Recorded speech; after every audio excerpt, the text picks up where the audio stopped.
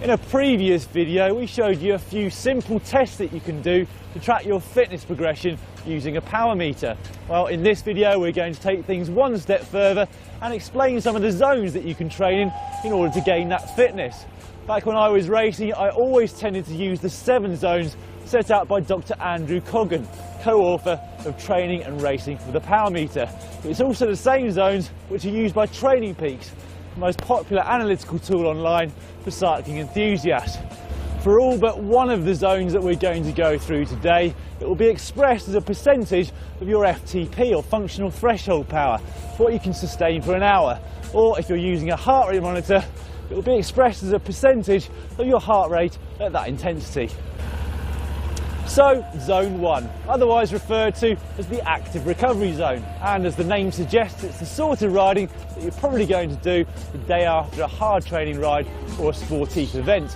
And to be in this zone, you need to be riding at less than 55% of your FTP or less than 68% of your threshold heart rate.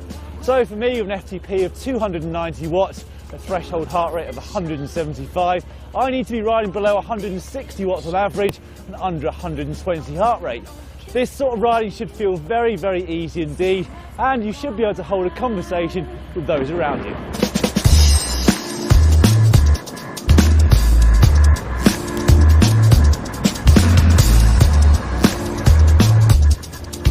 Zone 2 is the endurance zone, and to be in this one you've got to be at 56 to 75% of FTP or 69 and 83% of your threshold heart rate.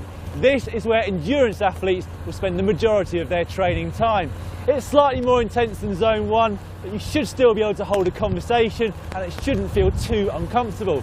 A well-trained cyclist should be able to stay in this zone for 3 hours or more at a time and be able to do that on consecutive days.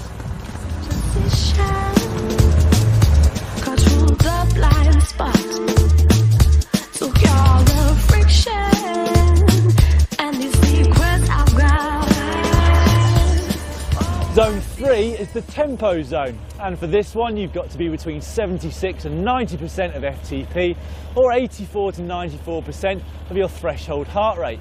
For this one you're going to need to concentrate a bit harder if you want to stay within the zone when you're out training. You'll still be able to get a few words out, but you might not be able to have a full-blown conversation about how good the latest GCN video is. If you fuel yourself correctly before, during and after rides like this, you might be able to get 2 or 3 days back-to-back at this kind of intensity. Back when I was racing, I used to do blocks of between 20 minutes and 3 hours at this intensity, depending on the time of year and my fitness. I'll leave these hips shut. No telling, no kissing. These secrets I've got. Oh, my secrets. For the rest of the zones, you shouldn't really be able to hold a conversation or talk much at all.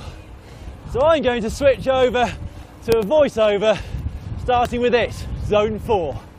This is the lactate threshold level and defined as 91 to 105% of your FTP or 95 to 105% of your threshold heart rate. It's worth bearing in mind, particularly for this level and above, that your heart rate will take some time to react to the effort you're putting in. So whilst the power numbers will jump as soon as you start a level 4 effort, it should take a couple of minutes for your heart rate to get into the required zone. This is the kind of effort that you might make if you are racing a time trial of between 10 and 25 miles in distance. It takes a huge amount of concentration and self-will to make sure that you stick in the zone, and it's not really the sort of thing that many people will be able to do on consecutive days. A typical training workout in this zone for me was to do 2 lots of 20 minutes, separated by 5 minutes of easy riding. Holding a conversation is difficult, and in fact I used to do these sessions alone in order to concentrate on the job in hand. Zone 5. This is around your VO2 max and defined as 106 to 120% of FTP and greater than 106% of threshold heart rate. Let's not beat around the bush here, this kind of effort is painful. You'll feel a burning in your legs and your breathing rate will be high. Intervals at this zone are typically between 3 and 8 minutes in duration, and riding for a total of 30 to 40 minutes of this in a single session is particularly hard. For me, a common session was to do 6 by 5 minutes of Zone 5 on a climb, with 5 minutes recovery between each. It's also worth bearing in mind that due to the lag of heart rate, it might be hard to get an average heart rate within the parameters for the entire interval. Zone 6 is the anaerobic capacity level. These are intervals of 30 seconds to 3 minutes done at more than 121% of FTP. It's virtually impossible to give heart rate guidelines for this level due to the lag time. And if you thought that VO2 max intervals were hard, well, these are at the next level, or zone. These intervals can take a lot out of you both mentally and physically, so it's hard to do them on back-to-back days. Finally, zone 7 is the neuromuscular zone. There aren't defined parameters for this zone for either power or heart rate, as it's simply a case of going as hard as you can for the duration, which tends to be less than 10 seconds. This is basically sprinting, so it's useful to analyse your power afterwards and compare it to previous efforts.